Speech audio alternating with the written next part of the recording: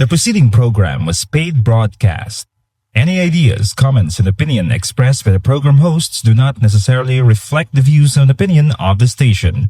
The program and its producers are not affiliated with the station. Dinalan sa kasulatan sa aton sa sini nga adlaw makita sa makasulatan ni Pablo sa mga taga-Galacia kapitulo 6. Kag akon pagabasahon ang versikulo 9. Ang pulong sa Dios nagpahayag sa aton, Galacia kapitulo 6, versikulo 9, kag dili kita magpakaluya sa paghimo sing maayo, kaysa nagakaigo nga dag-on, magaani kita, kun indi kita pagpunawon. Shine when the peaceful, happy moments roll. When Jesus shows His smiling face, there is sunshine in my soul. Sa pagamatuod ang gintunaan kag ang gikanan sang aton nga kalipay sa aton pagpangabuhi. Walay sapayan sang madamo nga mga pagtilaw, madamo nga mga problema kag pagpahangkat amo nga mayara kita Ginong Jesucristo sa aton niya nga tagipusoon, sa aton niya kabuhi.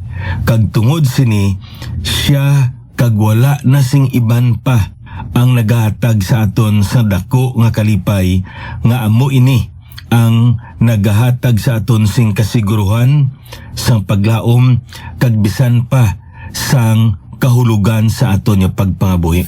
Kabudlay pangabuhi nga wala ka sing kasiguruhan, wala ka sing direksyon o kun wala ka sing kahulugan. Inang magambal ka bala nga ano gid ang pangabuhi kag pagkatapos na wala ka sang inog sabat. Pero sa Isaya katumulo na ibaluan naton nga matudtod na kabuhi yara lamang sa kay Kristo Jesus. Siya mismo nagambal, I am the way, the truth, and the life. No man cometh unto the Father but by me. So hindi lang nga siya amo ang nagtudlo sa aton sang kabuhi nga walay katapusan, kun hindi siya gid mismo ang kabuhi nga walay katapusan. Kag ikaw kag ako nga nagtuo kay Kristo bilang aton ni manluluwas, mayara kita sang sini nga kabuhi nga si Kristo Jesus gid lamang ang naghatag. Kang katahom diri kay amo sini naibaluan naton yang ini nga kabuhi ang ginatag sa Ginoo sa aton, magapabilin ini sa aton tub-tub sa kadubtuban. Kag amo ini ang aton niya kasiguran subong naginsaad niya sa iya bala niya pulong. Kung aton niya sisaon, tanan-tanan kita magapangabuhi sa eternidad. Apang ang mga katawhan nga nagaantos digto sa linaw nga kalayo, hindi ato kabuhi kun hindi kamatayon. Kamatayon nga walay katapusan. Kamatayon nga dayon. Sapya kabahin ang isa ka persona nga nagtuo kay Kristo bilang imanluluwas, may ara siya kabuhi. Kabuhi nga walay katapusan. Nagapadayon niya kabuhi. Ina tungod yara siya sa presensya sang Dios. Ang kinalain sa impyerno kag sang langit amo ang presensya sang Dios. Wala ini nagapakita nga wala digtong presensya sang Dios sa impyerno kag sa linaw nga kalayo. Ara man apang ang iya nga pagpanghikot may dako nga kinatuhay. Kag naibaluan naton paghukom ang yara sa impyerno kag sumungman sa linaw nga kalayo. Sa piyakabahin sa langit sa ginarian sang aton Dios amuyad to ang kalipay kag subungman ang pagpakamayo. Amoy ni nga may ara ya sang kalipay sa tagipusoon sang tumuluo. May ara ya nga kasanag, may ara ya pagbutlak sang adlaw. Kayara kita sakay Kristo Jesus. Naantis kita magpadayon sining pagtuon naton sa pulong sa Ginoo. Gusto ko man niya ipahibalo sa inyo nga ining aton ni broadcast hindi lamang ini nagapalayag sa nagakalain-lain nga istasyonan sang aton nga radyo diri sa Western Visayas kag subong man didto sa South Cotabato. Kung hindi yari man ini sa Facebook kag kung interesado kamo nga magpamati sang aton diri nga series of messages, pwede ninyo magatuan ang aton nga Facebook page Tinapay sang Kabuhi amo ina ang inyong nga i-type kag pagkatapos sina may ara dara mga nagakalain-lain nga mga segment sang aton diri nga broadcast kag pwede nyo ina nga ma-accept kag pwede man kamo maka leave message no o kon react sa aton dira nga broadcast kag ma-apresyar gid namon kay may baloan namon kon pila ka mga personas ang naka-access sa aton nga broadcast. So tinapay sa kabuhi amo inang aton nga Facebook page. Now magapadayon kita, walking courageously in a world of chaos. Isa sa mga butang nga nakita naton sa pulong sa Ginoo nga ikaw kag ako walay sapayan nga yari kita sa kalibutan apang indi kita iya sang kalibutan. May dako nga kinatuhay ang imo kag ang akon nga kabuhi. Ang aton nga kabuhi pinasahi may kinalain tungod yara na si Kristo sa imo kag sa akon. Bag-o na ang aton nga palabuton. Bag-o na ang aton nga mga ginapamulong. Bag-o na ang aton nga ginapanguna-una. Bag-o na ang aton nga mga ginabuhat kag subong man. Bag-o na ang aton mga plano kag mga tinutuyo. Kay nga aman, ikaw kag ako nga yara na sa kay Kristo Jesus, bag-o kita nga tinuga. Kakatahom diri kay kun aton isusaon sa pulong sa Ginoo, diri naton masapuan nga ikaw kag ako may mga katuyuan nga nagapabiling kita diri sa sini kalibutan walay sapayan nga nangin tumuluo kita kag nga nagaaman ang Ginoo sa aton sang iya nga ginarian para sa imo kag para sa akon. Isa diri ka butang nga makita naton nga ikaw kag ako galamiton kita sa Ginoo nga maglabot pagid sa iban nga makatawhan para sa iya. Kagkatahom sa sina nga pribilyo nga ginhatag sang Ginoo sa imo kag sa akon kag naibaloan naton ni ini nga butang himuon naton ayon sa ikabubuton kag tinutoyo. Kag ang isa diri ka butang nga makita naton nga makapangabuhi kita nga may kalinong, kasiguruhan, kalipay sa tunga sang magamo sang di mapaktan kag tam-an ka gansal nga kalibutan. Ini tungod yara ang aton Ginoong Kristo sa aton. Gani amo ini nga ginatun-an naton ini, no? Kag ginapamlandungan naton kag ang kamatuoran diri nga nakita naton sa pulong sa Ginoo ilabi ni gid sa sini nga dinala sa kasulatan. Galacia kapitulo 6 amo nga samtang nagaulat kita sa aton nga Ginoo sa ikaduwa nga pagkari may buluhaton kakatungdanan nga gintugyan ang Ginoo sa imo kag sa akon sa sulod sang aton nga iglesia. Ano man kadako, ano man kagamay, apang kinanglanon ikaw sang imo nga iglesia. Kay may mga tinion nga ikaw ang buliligan kag may tinion man nga ikaw dapat ang magbulig. Kag sa sini nga pagtuon naton, diri naton makita nga may mga bululigan kita nga mga kauturan. Kag dapat naton ini buligan. Amo ini nga ang pulong dinagin gamit naton, be helpful. Mangin mabinuligon kita. Kag nga ginsaysay diri ni Pablo sa aton ini. Kag ang madason nga butang diri nga makita naton amo nga ginhatagan niya kita sang prinsipyo. Ano ini ang prinsipyo? The principle of sowing and reaping. Kung ano ang ginbuhat nimo subong, kung ano ang imo nga huna-huna, desisyon, ginbutang nga ginhimo sa palabuton, anihon mo gid ina. Sa palabuton, imo gid nga ma-experiensyan ang konsekwensya sang imo nga ginhimo sang nagligad. Amo ina ang kamaturan nga makita naton ambot silingon sini nga ang aton nga mga binuhatan may dako gali nga kabilianan sa tubangan sa Ginoo. Amo na kamaturan diri nga makita naton subong nga ginambal niya sa iya nga dinalan sa kasulatan may duwa lamang ka mga talamnan nga gina sa buugan kag subong man mag-ani ang tumuluo. Ang talamnan niya ginatawag naton unod, kag ang talamnan niya ginatawag naton espiritu.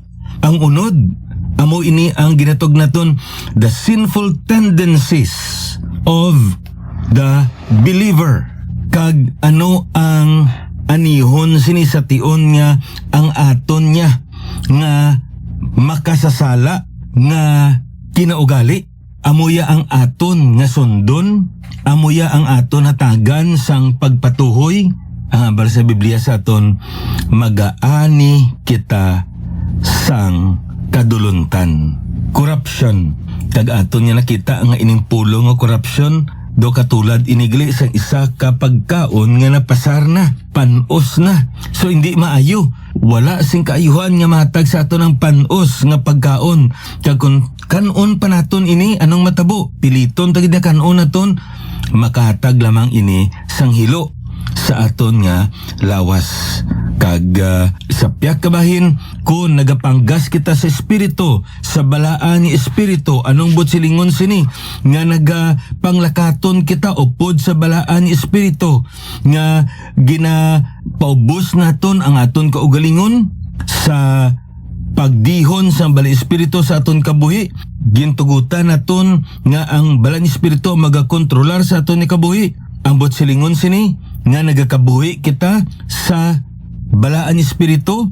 Ang habal sa Biblia sa aton, ikaw kag ako magaani sang kabuhi nga dayon. It doesn't mean that this particular statement has something to do with salvation. Kaya nibaluan naton nga ang ginistoryan diri ni Pablo, mga tumuluon na yung tanan-tanan. Sa nubot sila yun sini, it refers to the quality of our Christian life. May mga Kristohanon nga wala naka-eksperyensya sang bugana nga Kristohanon nga pangabuhi. Kaya nga man, ang isa ka rason amo nga nagapanggas sila sa unod. Apang kung nagapanggas kita sa espiritu, we will experience the life that God has ordained and planned for us, and that is the abundant life, the productive kind of life, a life that is marked by joy, by assurance, by confidence, and by hope. Kag iya ina tanan-tanan. Amo na akong aton nga lang taon sa Biblia, sa nagpakasala si David, ano ang iya nga pangamuyo sa Ginoo? Restore to me the joy of thy salvation. Psalm 51:12. Wala siya nangamuyo, restore to me my salvation. Wala siya nagambala mo sina. Kundi ang ginabaladra, restore to me the joy of thy salvation. Ara gyapon ang kalawasan. Ang nadula lang kay iya nga panggasan ang talamnan sang unod sa iya nga kabuhi. Nadula ang kalipay. Ano ang nagbulos? Ang kaduluntan. Ano ini? Ang paghukom sa Diyos, ang kasakit, ang kahuluyanan, ang pagtangis, kabisan pa ang iya nga mga kabataan na epektuhan sang sala nga ginhimo niya batok sa Dios kag batok sa kay Bathsheba kag kay Uriah. Di amo ining makita naton one of the classic example of what we call sowing and reaping principle. On the other hand, si Joseph wala sa payan sang madamo nga mga pagtilaw nga nagabot sa iya kabuhi. Ginambal niya malang sa ila ang iyang damgo. Wala man siya nagbuhin, wala man siya nagdugang, wala man siya nagbinutig. Pero naglain ang buot, hindi lamang gani sa iya utod, kundi pating iya nga ginikanan. Anong natabo sa iya? Ginisaan siya, ginalitan siya, hasta nga ginbaligya siya. Pag abot digto sa balay ni Potifar, naglain pagid. Kaya nga man, gingamit sang kaaway ang asawa ni Potifar. Agod nga malaglag si Joseph. Apang nagpanindugan si Joseph sa nagakaigo. Paano ko'y muon ang ini nga butang nga sala, batok sa igtululok sang Diyos? Katahom sa ginpamulong ni Joseph dira. Kagano tabo? Wala sa pa niya ritindog siyang sakto. Apang ginpriso siya. Digto sa prisuan, ginbuligan niya ang doa kaulipon ni Faraon. Kagang isa, wala iya, nakadumdum pa sa iya, insigida, pila pa, ka mga binulan. Kag anong natabo? Ang Diyos nagbatak sa iya sa nagakaigo nga tion. The principle of sowing and reaping. Kaya nga aman, si Joseph nagpanggas sa talamnan sang Espiritu. Kag nag-ani siya sang isa ka mabinungahon, malipayon, kag may kahulugan nga pagpangabuhi. So umuina ang makita naton. Now, sa pagpadayon naton diri, sa verse 9, naghambal diri si Pablo sa aton, and let us not be weary in well-doing, for in due season we shall reap if we faint not. So anong butsilingon sang sining dinalan sang kasulatan sa aton?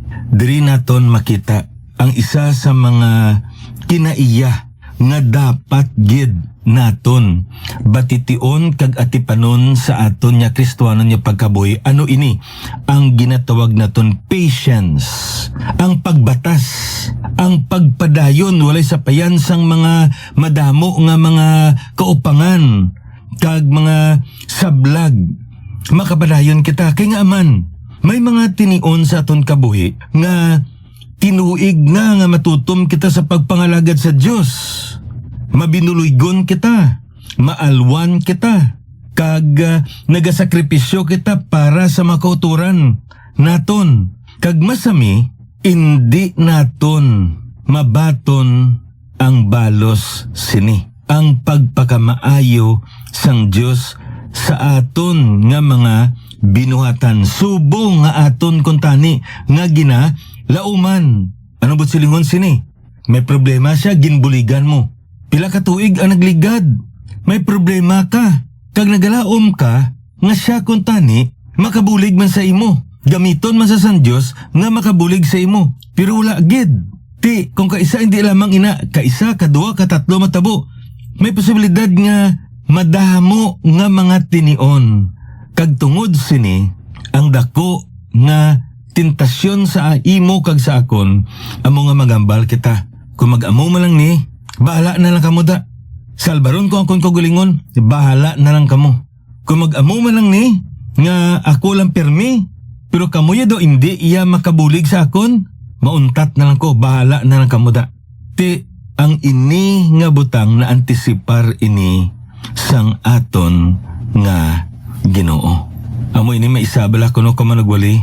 Nya ara gidya sa duna sang tawo nga kun ano ang iya nga ginpanggas gusto iya nga pagkadason nga adlaw maani niya kag sa pagkamatud amo na ang gusto gid naton tani lantawa bala nga ang may instant noodles kiti hindi ka na iya mag-ubra sang imo nga noodles. Ano lang ubrahon mo? Init ka lang diya tubig, butang mo na siya, tapos 5 minutes ara na. Hindi iya nga 5 hours pa. Ti amo man nina kadamo. Instant gata. Di ba? No? May ara kita ginatawag ko isang sang una dunduman ko pa na nga kamera Instamatic. Kay kadasig lang. Ara diyon ang picture. Ti amo ina ang aton nga gusto. Bisan nang sa internet naton kun ang aton nga connection, hindi mayo nagalalain kita. Kaya gusto to nga ara dayon. Sa aton espirituhanon niya pagkabuhi, may mga tinion gid nga amo man ina ang aton nga handom. Ti ina nga butang nakita ni Pablo. Paagi sa pagbugna sa mga espiritu sa iya. Ti ano ang iya diri nga laygay sa imo kag sa akon. Dili kita magpakaluya sa paghimo sing maayo. Katahom sa sina nga laygay.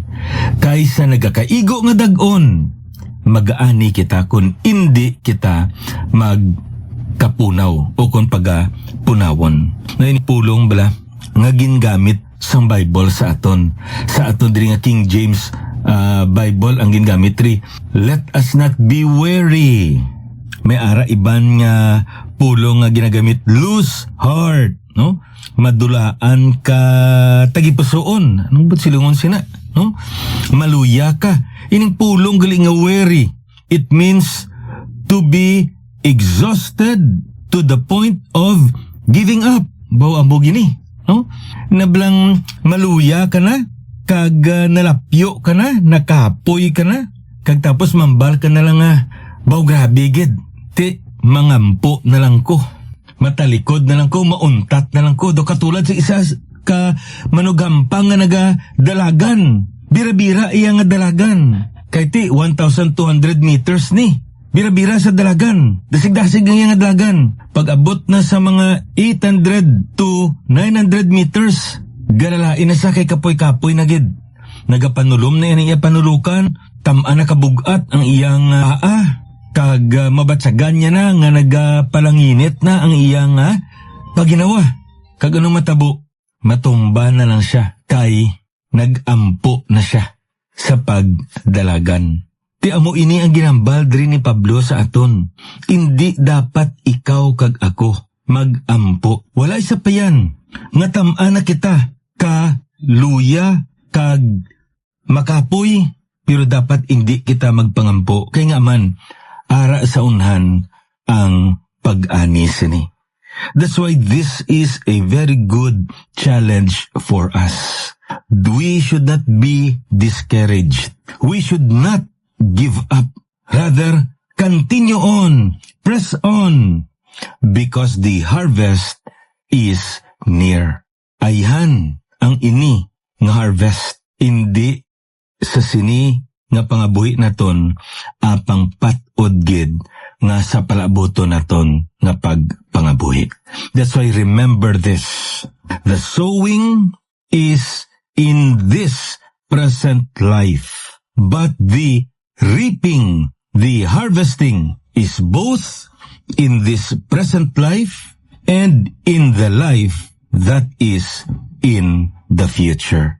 Kabay pa nga ang Ginoo magapakamayo sining pulong nga ato ni ginpamalandungan sa sini nga adlaw. Sa madason naman ni broadcast ininyo abyan, alagad sa kanginan Pastor Neil Vilches ang Ginoo magapakamaayo sa inyo.